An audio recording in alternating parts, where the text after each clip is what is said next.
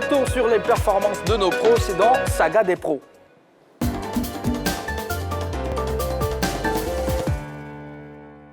Wilfried Zaha a été étincelant ce week-end. Eh bien, tout comme lui, d'autres internationaux ivoiriens ont été magnifiques suivant cet élément. Très performant. Oui, c'est tout ce qu'on peut retenir de cet élément. Alors, derrière, je sais que vous êtes heureux quand c'est bon du côté de l'Europe. Derrière, quelle analyse vous faites de toutes ces performances? Beaucoup de jeunes qui montent en puissance. On a vu Konaté Karim, on a vu Diakité Oumar, on a vu Nguessan Jean, on a vu Datro. Et Wilfried Zaha qui semble cette saison être sur un nuage. Moi, je le disais auparavant, il avait du mal à dépasser certains niveaux de but à cause du style de jeu pratiqué par sa formation de Crystal Palace. Aujourd'hui, avec Patrice Vieira, on voit que Crystal Palace pratique un football beaucoup plus offensif et il se retrouve. Voilà, je pense que là, même, il est en train de réaliser assurément sa meilleure saison depuis qu'il est sous les couleurs de Crystal Palace. C'est de bon augure pour le football ivoirien, d'autant plus qu'il y a de cela quelques jours, on a été assaillis par de mauvaises nouvelles, les blessures en cascade de certains des nôtres. Si maintenant la division offensive commence à se réveiller, c'est une excellente chose. Ballot? Oui, je pense que c'est une très bonne nouvelle de savoir que nos pros sont là de ces buts-là. Mais concernant les clubs qui le courtisent, on voit qu'il y a le FC Barcelone, mais moi, pour moi, je le préfère à la Juventus de Turin. Il aura l'avantage de durcir un peu son jeu, le fait d'aller évoluer en Serie A italienne. Donc, pour moi, s'il doit faire un choix, c'est d'aller du côté de la Juventus. Le Barça ne sera pas un bon choix pour lui. Buteur, passeur, c'est tout Wilfried Zaha? Bien sûr, mais avant même de parler de Zaha, j'aimerais revenir un peu sur les 4 jeunes joueurs. Oui, mais c'est pas terminé. Bien sûr. Vous savez, moi, on revient là-dessus. J'ai un pincement au cœur quand je vois les performances de ces joueurs. Parce que normalement, au niveau de la CAF, on devait s'arranger à ce que les éliminatoires concernant les U23 soient dans des dates FIFA pour permettre à ce qu'on ait tous nos joueurs. Vous avez Nguessan Jean qui a 19 ans, vous avez Datro qui a 19 ans, vous avez Karim qui a 18 ans. Vous avez Diakité qui est dans la même tranche d'âge. Imaginons ces 4 joueurs avec l'équipe des U23, sans oublier les autres qui pourraient peut-être venir renforcer cette équipe. On serait pas éliminé face au Niger. Donc voilà un peu, moi peut-être ma doléance en ce qui concerne ces U23-là. Ces éliminatoires pouvaient se jouer pendant la fenêtre FIFA qui venait. C'est-à-dire pendant que les sélections seniors participent à des compétitions où jouent des éliminatoires, au même moment, on a ces jeunes-là, c'est-à-dire l'antichambre, qui aussi évoluent et surtout qui participent à ces mêmes éliminatoires, mais dans leur catégorie. Mais malheureusement, ce n'est pas une date FIFA et on a été privé de certains joueurs, de certains très bons joueurs que nous avons, qui a beaucoup de sensations et qui marquent beaucoup de buts. Parce que son club pratique un football offensif. D'où l'envie pour tous les Ivoiriens de le voir évoluer dans un club où l'équipe possède le ballon. On va voir réellement ce que Wilfried Zaha vaut. On a eu quand même quelques prémices avec l'équipe nationale quand il vient. C'est vrai, à chaque fois qu'il a la chance, il brille, même si ce n'est pas de façon constante. Mais on a bien envie de voir Zaha dans une équipe qui joue l'offensive. D'accord. Yellow. Je suis d'avis avec Henri Joël, mais j'ai l'impression que Wilfried Zaha a peur de l'aventure. Parce que depuis quelques saisons, trois saisons successives, on annonçait Wilfried Zaha dans différents clubs qui le voulaient. Mais jusqu'à la dernière minute, Wilfried Zaha nous a déçus. J'ai l'impression qu'il se conforte très bien à Crystal Palace. Tout à l'heure, Ballot parlait de la Juventus et du Barça. De Barça qui ne sont pas pour moi actuellement des top clubs par rapport à la carrure qu'a Wilfried Zaha du côté de Crystal Palace. Mais franchement, comme Henri Jo, j'aimerais véritablement le voir évoluer ailleurs. Être l'attraction du prochain mercato en janvier, ça sera possible, vous pensez? C'est possible. Vous savez, le problème de Wilfried Zaha, il est simple. Zaha, très tôt, il est parti du côté de Manchester United. Il a vu comment ça s'est passé. Ça s'est très mal passé. C'est Sir Alex Ferguson. Et peu de personnes même savent qu'il est passé là-bas. C'est Sir Alex Ferguson qui avait souhaité le recruter. Et il est arrivé au moment où Ferguson faisait un break. Et il est tombé sous la direction de David Moyes. Ça s'est très mal passé. Vous voyez, on peut faire un parallèle entre ce qui s'est passé lors de son passage et puis ce qui se passe avec Franck Kessié. Quand vous êtes un joueur, vous signez dans un club et que vous venez par exemple gratuitement ou à un coût bas, vous n'êtes pas parmi les gros salaires, l'entraîneur peut faire généralement de vous ce qu'il veut. Il peut limiter votre progression puisque vous n'êtes pas un joueur cadre de l'équipe. Aujourd'hui, Zaha, il pense, et nous pensons qu'il a démontré déjà avec sa formation que c'était un excellent footballeur. Zaha ne va pas accepter de partir dans un club pour jouer les seconds rôles. Et donc, si un club veut véritablement de Zaha, c'est que ce club estime qu'il peut apporter un plus. On se rappelle que des propos de Unai Emery qui avait dit qu'il avait tout fait pour demander à son club d'investir 80 millions d'euros sur Zaha plutôt que sur Nicolas Pepe. Le club a préféré Nicolas Pepe parce qu'ils ont pensé que le passage de Zaha, peut-être à Manchester United, faisait de ce joueur un joueur qui n'était pas capable d'évoluer dans des top clubs. Avec Nicolas Pepe, ça ne s'est pas bien passé. Donc, aujourd'hui, Zaha, si un club veut de lui, il est évident que si son club actuel ne demande pas une forte somme au niveau des transferts, il va demander un salaire pour être parmi les tops. À telle enseigne qu'un entraîneur ne peut pas le regarder pour lui dire « écoute, tu seras un second choix ». Donc, tous ces éléments concourent également pour un athlète à se faire une place de choix dans un effectif donné. Donc, je pense que c'est là où se situe le problème. L'année passée, il devait partir, mais à chaque fois, on sait que c'est au niveau du montant demandé par son club et de son salaire que ça coince. S'il ne voulait pas partir, je pense qu'il allait dire clairement « je ne bouge pas de Crystal Palace ». D'accord. Moi, je pense que quand un club veut d'un joueur, il met les moyens. Vous savez, il y a eu tellement de clubs, Chelsea, Tottenham, même un retour à United, Arsenal. Mais lequel de ces clubs s'est aligné sur les exigences de Palace? Aucun. Donc, en réalité, ils n'ont pas véritablement poussé pour avoir le joueur. Sinon, Zaha, à un moment même, il a changé d'agent. Oui, d'agent. Il est parti à Epini Zaha. Voilà, pour pouvoir gérer tout ça. Mais finalement, il n'y a pas de club. C'est peut-être une parade aussi de Crystal Palace de ne pas libérer son joueur. Non, mais on a Aston Villa, je ne crois pas, ou West Ham qui a vendu Grealish. Il y a plus de 100 millions d'euros. À Manchester City. À Manchester City. Parce que City a insisté pour voilà. le prendre. Donc voilà, aujourd'hui, il y a ce problème-là qui existe avec Zaha, mais comme peut-être le dit aussi, à chaque saison où on sent l'envie de départ du joueur, il y a un scénario. Il y a un petit bonus qui s'ajoute sur le salaire. Donc, on ne va pas aussi cracher là-dessus. Parce que ce n'est pas évident. Peut-être que ce n'est pas évident pour lui d'aller dans un tel club et avoir peut-être le même salaire qu'il a du côté de Palace. Donc aujourd'hui, moi je me dis il y a un côté, c'est vrai, il est dans un club moyen, mais financièrement quand même. Ça rentre. D'accord. Il est titulaire sans pression. Il est titulaire. Et il réalise de belles performances. Et il joue avec son équipe nationale. Et il a la confiance aussi de son entraîneur. Son coach, et aujourd'hui, c'est le patron de l'attaque. C'est le patron même de l'équipe. Parce que il part à City. S'il part à City, par exemple, ce n'est pas évident que tout de suite, il puisse être titulaire. Parce qu'on a vu déjà avec Manchester City, des joueurs comme Mahrez ne sont pas titulaires. Des joueurs comme Gabriel Jesus sont venus et sont partis. Est-ce qu'il s'y part à Chelsea? Ça sera pareil. Un club qui est en transition, qui est en train de se chercher, en train de se reconstruire, est-ce que ça sera pareil? Je ne pense pas. Est-ce que s'il retourne à Manchester United, est-ce qu'il va pouvoir s'en poser? Voilà un peu, pas mal de questions peut-être que se pose le staff de Wilfried Zaha. Et jusqu'à présent, ils n'ont pas encore trouvé la réponse, donc d'accord. Quand on regarde la trajectoire du caissier, je pense qu'ils ont, pour le moment, raison d'être prudents. C'est ça. C'est clair, d'accord. Un mot quand même sur Datro, on va revenir sur ce joueur-là, on en a parlé un tout petit peu, mais il a inscrit 14 buts, 20 toutes compétitions confondues. Mais ça nous amène à dire qu'il faut que Jean-Louis Gasset aille chercher le plus grand nombre de joueurs possible pour qu'on ait beaucoup d'alternatives. Actuellement, on parle d'Alain Zadi, qui est le 3e gardien de l'AS Monaco, qui est en passe de devenir le 2e gardien de l'AS Monaco, qui est un très très bon gardien, grande taille dans le style d'Ira Tapé. Donc on a un maximum de joueurs au plan international. L'équipe de Côte d'Ivoire est l'une des équipes qui a le plus gros vivier au monde actuellement. Donc si on choisit les joueurs sur la performance... Il y a le Brésil. Et non, non, j'ai dit l'un, je n'ai pas dit forcément la meilleure, surtout en Afrique, l'une des meilleures nations qui a le plus grand nombre de joueurs au niveau international. Donc, il faut faire la place à tout le monde et éviter de toujours insister sur le fait qu'on a des statuts de cadre, qu'on doit les imposer forcément, même quand ils ne sont pas performants.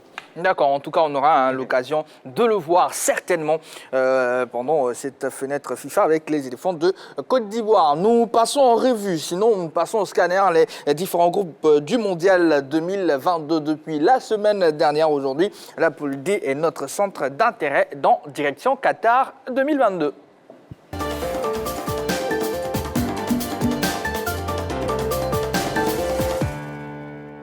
Australie, France, derrière, on va parler de la France. Est-ce que vous pensez que cette équipe-là peut devenir la 3e sélection à remporter un second titre d'affilée dans l'histoire de cette belle compétition qu'est la Coupe du Monde?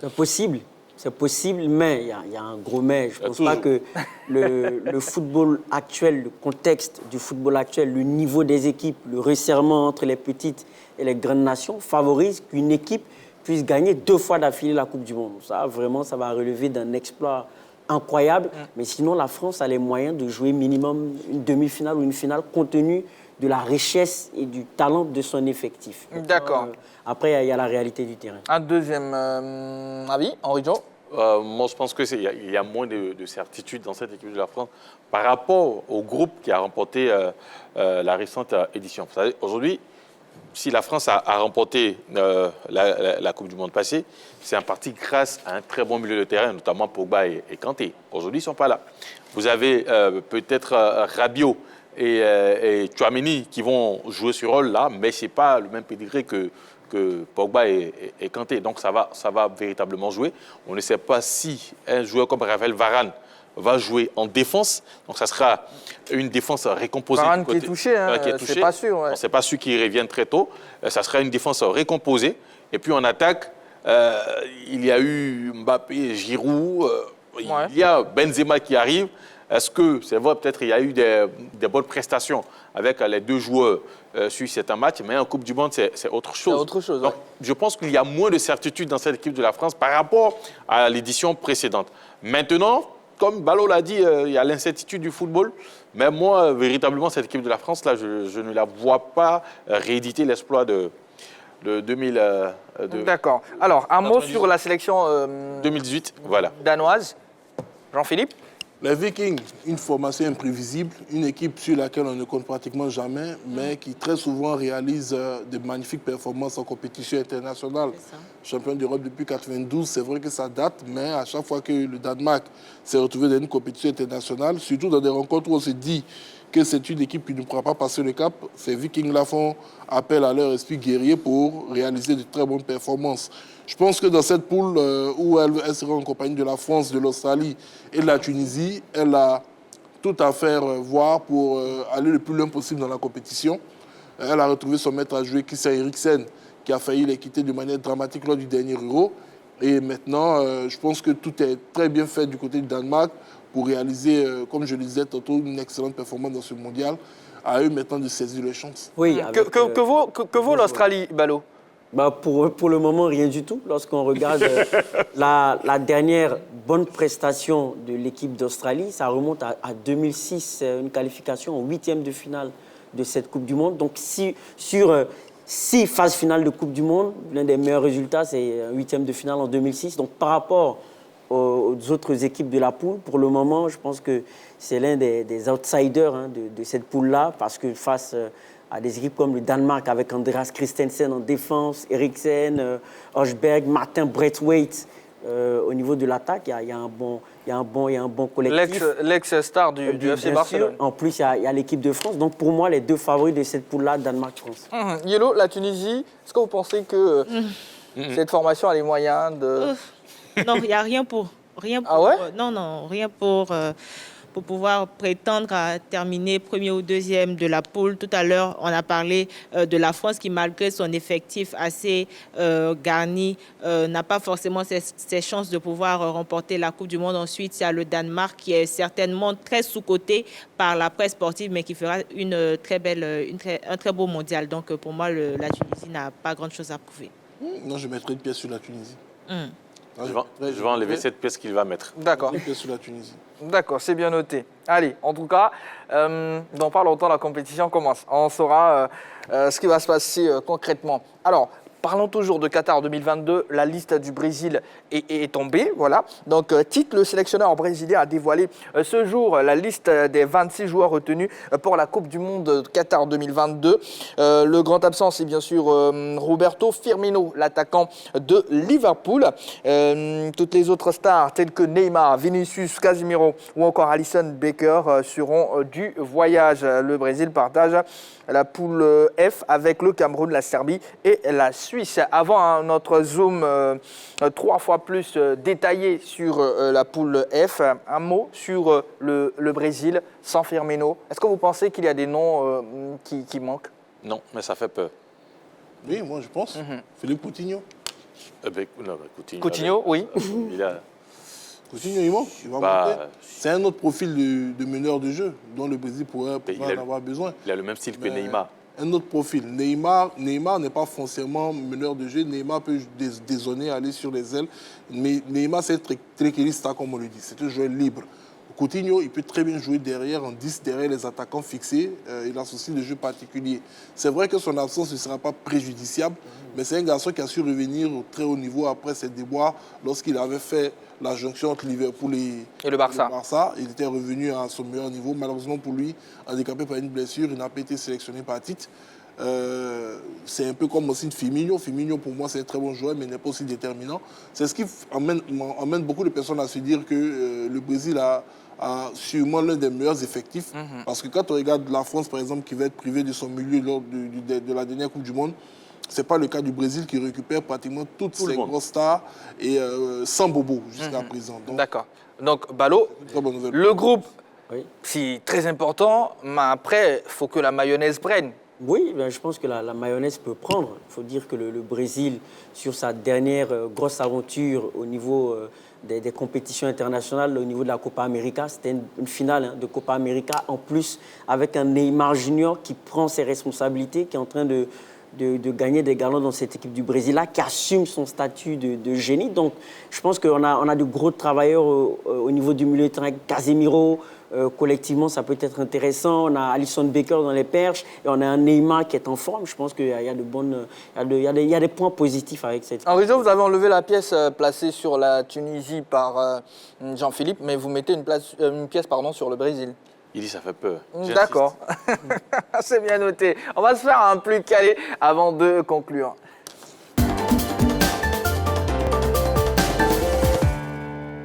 Le thème de ce soir, surnom des sélections de football. Ardoise, Yellow, voilà, ça va, c'est bon?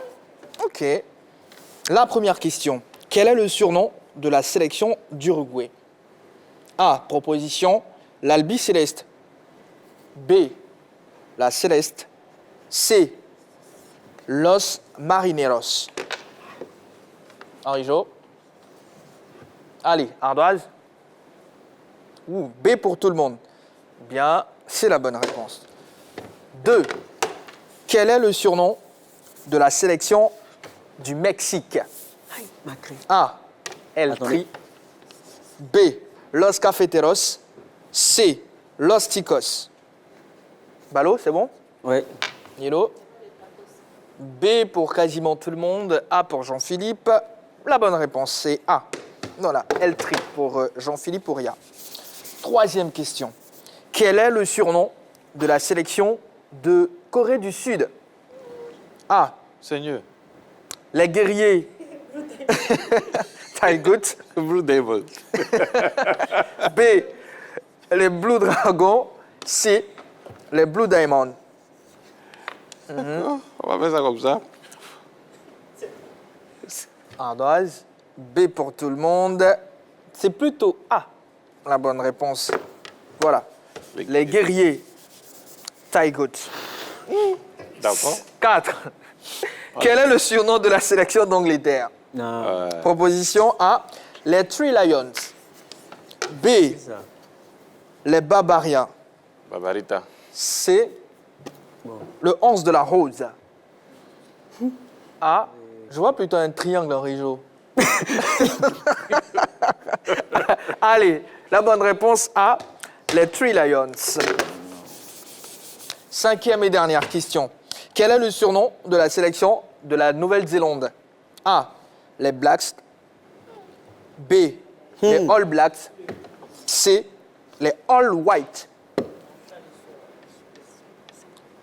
Fidèle au B, Yellow, ce soir. Comme les mondes. A, pour Henri Jo, un autre triangle. Je ne sais pas s'il est isocèle. C et C. La bonne réponse, C. Ouais. Les All White. Voilà. Pour une fois, je ne voulais pas gagner. J'ai deuxième. Oh. Je ne voulais pas gagner, moi. C'est qui, Yelo? Le grand Jean-Philippe Auria. Bon, je suis deuxième. Ouais. Ah oui, Wallo, Ballo. Et deuxième, Wallo et Ballo. D'accord. Henri Jo, dans pas longtemps, les demi-finales. Voilà. De la Ligue des champions féminines de la CAF. Voilà. Donc, c'est à suivre sur la 3. Le mercredi 9 novembre 2022. Ça aura lieu au stade Prince Héritier Moulay Al-Hassan à Rabat. La première demi-finale opposera Mamelodi Sundowns d'Afrique du Sud, championne en titre, à Simba Queens de Tanzanie. À partir de 15h50, la deuxième demi-finale opposera Asfar du Maroc au Bayelsa Queens du Nigeria à partir de 19h50. La finale aura lieu le dimanche 13 novembre 2022, toujours sur la 3. Yelo, merci. Henri Jo, merci beaucoup. Mohamed Ballo. Oui, demain, match de Ligue 2. Oh, ouais. Match de Ligue 2 au programme. Tranquille, hein. Voilà. Féru de sport, ce numéro de la grande team s'arrête ici. Tout simplement, on se donne rendez-vous dès demain à 20h30 pour le décryptage de 3 fois plus d'actualités sportives. Merci de toujours rester sur la chaîne qui offre 3 fois plus.